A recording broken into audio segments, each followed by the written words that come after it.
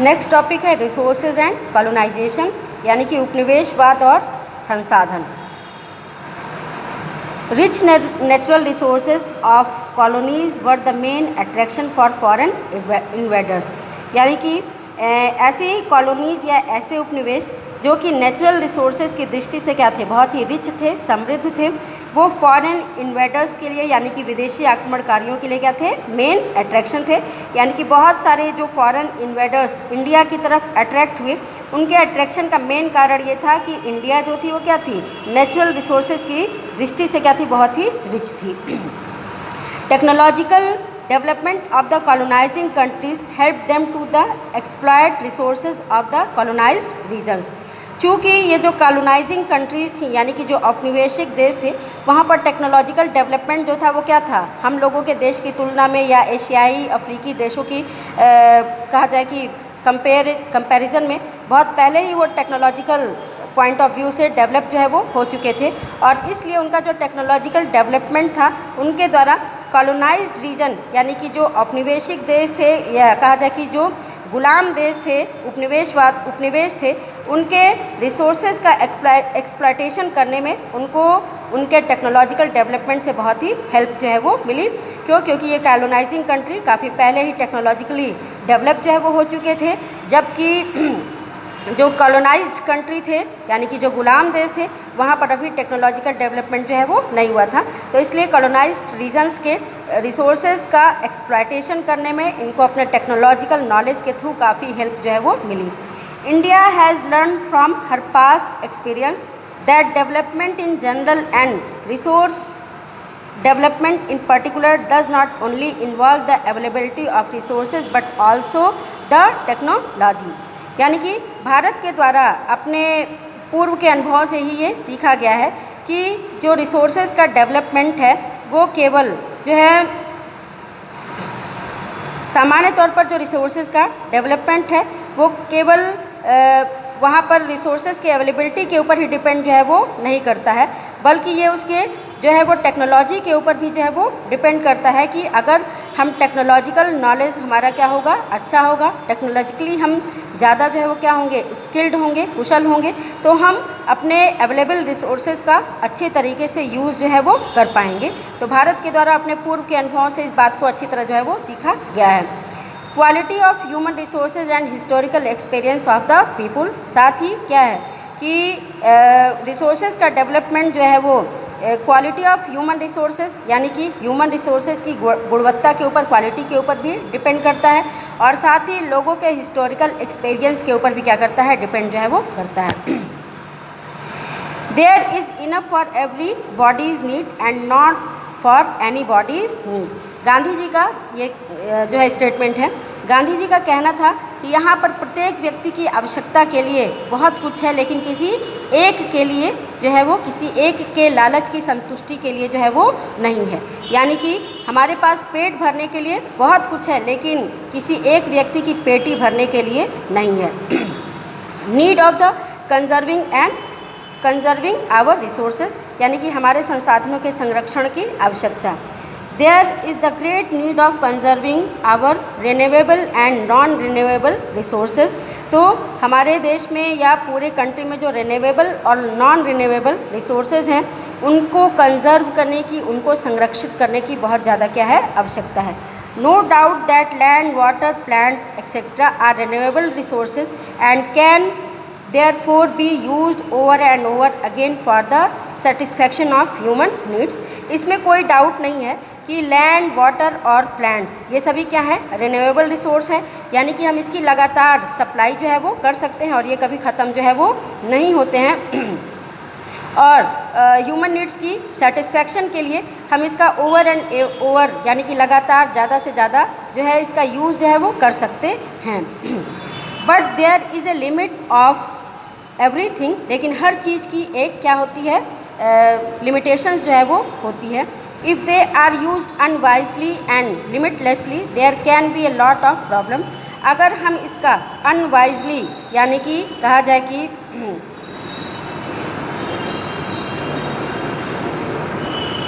अगर हम इसका बिना बुद्धि के या गैर बुद्धि के या लिमिटलेसली असीमित तरीके से इसका यूज़ करेंगे तो बहुत सारी समस्याएं क्या हो जाएंगी, बहुत सारी प्रॉब्लम जो है वो खड़ी हो जाएंगी, जैसा कि आज प्रेजेंट टाइम में जो है वो देखा जा रहा है। Not only it will lead to their depletion but also the natural equilibrium will be disturbed, यानी कि इससे ये उसका केवल डिप्लेशन ही जो है वो नहीं बढ़ेगा, यानी कि ये धीरे धीरे नाश की ओर या विनाश की ओर ही नहीं बढ़ेगा, बल्कि इसके साथ ही साथ बहुत सारी कहा जाए कि जो हमारा नेचुरल इक्विलिब्रियम है यानी कि प्राकृतिक जो सामंजस्य है वो भी क्या हो जाएगा, डिस्टर्ब जो है वो हो जाएगा, यानी कि असंतुलन की स्थिति जो है वो क्या हो जाएगी, पैदा हो जाएगी। The great demand of land for construction of houses and industries may toll heavy on the valuable cultivated land or may lead to deforestation। Present time में अगर हम देखें तो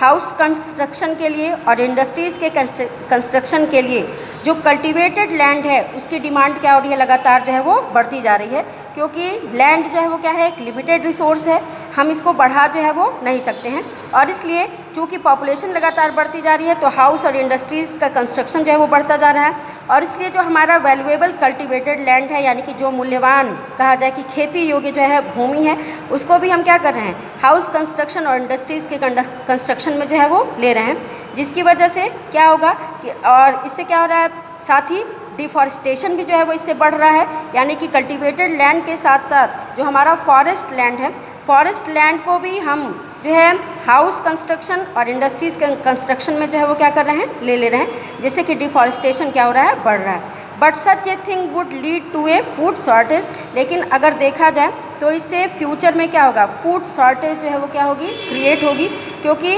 जब वैल्यूएबल कल्टीवेटेड लैंड को हम हाउस और इंडस्ट्रीज़ में ले लेंगे तो एग्रीकल्चर के लिए जो है कल्टीवेटेड लैंड जो है वो कहाँ से मिलेगी, और इसलिए फ्यूचर में फूड की शॉर्टेज जो है वो पैदा हो सकती है।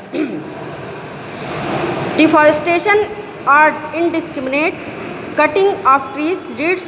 to floods, soil erosion and silting up of the river channel। Deforestation या इंडिस्क्रिमिनेशन कटिंग ऑफ ट्रीज यानी कि पेड़ों की जो अंधाधुंध कटाई हो रही है, असावधानी पूर्वक जो कटाई हो रही है, जिसकी वजह से क्या हो रहा है, निर्वनीकरण जो है वो बढ़ रहा है, यानी कि वनों की कमी जो है वो लगातार होती जा रही है। इसकी वजह से क्या होगा, फ्लड्स बढ़ेंगे यानी कि बाढ़ों की संख्या में वृद्धि होगी, सॉइल इरोजन होगा यानी कि मिट्टी की उपजाऊ परत क्या होगी, पानी के साथ तेज़ी से आसानी से बह जाएगी, मिट्टी अनुपजाऊ होती जाएगी, और साथ ही जो नदी है, नदी के बेसिन में सिल्ट जो है वो क्या हो जाएंगे, ज़्यादा जो है वो जमा होंगे, यानी कि नदी की बेसिन में सिल्ट यानी कि मिट्टी वगैरह जो है वो बहुत तेज़ी से क्या होंगी, फ्लड्स के थ्रू जमा होती जाएंगी, जिससे कि उसका बेस जो होगा वो क्या होगा, ऊपर आ जाएगा, और जब भी बारिश बहुत ज़्यादा होगी तो उस नदी में तेज़ी के साथ या बहुत जल्दी ही बाढ़ जो है वो आ जाएगी। There is the greater need for conserving our non renewable resource like minerals. Firstly mineral resources are not renewable, और in other words we can not renew them once they are used. तो पहला जो है वो क्या है, mineral resource जो है वो क्या है, ये जो है वो ये रिन्यूएबल रिसोर्स जो है वो क्या है, नहीं है, यानी कि नव्यकरणीय नहीं है, हम इसको दोबारा जो है वो पैदा नहीं कर सकते हैं, और एक बार यूज़ करने के बाद ये क्या हो जाते हैं, बहुत सारे मिनरल जो है वो बेकार जो है वो हो जाते हैं। Hence it becomes very necessary for us to conserve our mineral wealth to all cost, और इसलिए बहुत ही ज़रूरी है कि हर कीमत पर जो है मिनरल रिसोर्सेज को कंजर्व जो है वो किया जाए, यानी कि जो हमारे खनिज संसाधन हैं उनका संरक्षण जो है वो किया जाए। Secondly, our civilisation and progress are based on our mineral resources. If they get exhausted there is every likelihood to fear that the whole artifice of civilisation will crumble. Second, हमारा जो सिविलाइजेशन और जो हमारी प्रगति है, यानी कि हमारी जो सभ्यता और हमारी जो प्रगति है वो हमारे मिनरल रिसोर्सेज पर क्या करती है, बेस्ड है, यानी कि हमारे खनिज संसाधन पर जो है वो क्या है, आधारित है, क्योंकि मनुष्य के द्वारा जब मिनरल्स की खोज की गई, जो आपका अर्ली मैन था, उसके बाद जब मिनरल्स की खोज की गई तभी सिविलाइजेशन का प्रोग्रेस जो है वो क्या हुआ, बहुत ही तेज़ी से हुआ। तो इसलिए हमारी जो सिविलाइजेशन है और जो हमारी प्रोग्रेस है वो मिनरल रिसोर्सेज पर क्या करती है, बेस्ड है, आधारित है, और यदि ये ख़त्म हो जाएंगे तो सभी में इस बात का भय जो है वो हो गया है। सभी इस बात से क्या हो गए हैं, डर, सभी के अंदर इस बात का डर है कि जो पूरी हमारी सिविलाइजेशन है, सिविलाइजेशन के जो आर्टिफाइस हैं, उसकी युक्तियाँ हैं, उसकी कृतियाँ हैं, वो सभी क्या हो जाएंगी, क्रम्बल हो जाएंगी, नष्ट हो जाएंगी। Thirdly, in the modern time, the conservation of the mineral resources had become very important too, as these reserves cannot last long in the modern industrial age. Modern time में तीसरा क्या है कि मॉडर्न टाइम में mineral resources का conservation जो है वो क्या है, बहुत ही ज़रूरी है, बहुत ही जो है वो क्या है, आवश्यक है। क्योंकि जो मॉडर्न इंडस्ट्रियल एज में जो है ये जो हमारे मिनरल्स हैं वो लास्ट लॉन्ग जो है वो नहीं है, यानी कि लॉन्ग लास्टिंग जो है वो नहीं है, यानी कि लंबे समय तक ये नहीं चल पाएंगे, और इसलिए मिनरल रिसोर्सेज के रिजर्व्स का कंजर्वेशन करना जो है वो मॉडर्न टाइम में बहुत ही नेसेसरी है। इन 1987 the Brundtland commission report extensively mentioned the necessity of resources conservation and advocated the concept sustainable development for this purpose. 1987 में ब्रंटलैंड कमीशन की रिपोर्ट थी, उसमें इसके द्वारा ये मेंशन जो है वो किया गया है कि क्या मेंशन किया गया है कि जो है सस्टेनेबल डेवलपमेंट के लिए, यानी कि जो सतत पोषणीय विकास का कॉन्सेप्ट है, उस उद्देश्य की पूर्ति के लिए जो है ब्रंटलैंड कमीशन की रिपोर्ट में जो है मिनरल्स के कंजर्वेशन की जो है वो वकालत जो है वो की गई है, यानी कि मिनरल्स के संसाधनों के संरक्षण की आवश्यकता की वकालत का उल्लेख जो है वो ब्रंटलैंड कमीशन की रिपोर्ट में जो है वो किया गया है।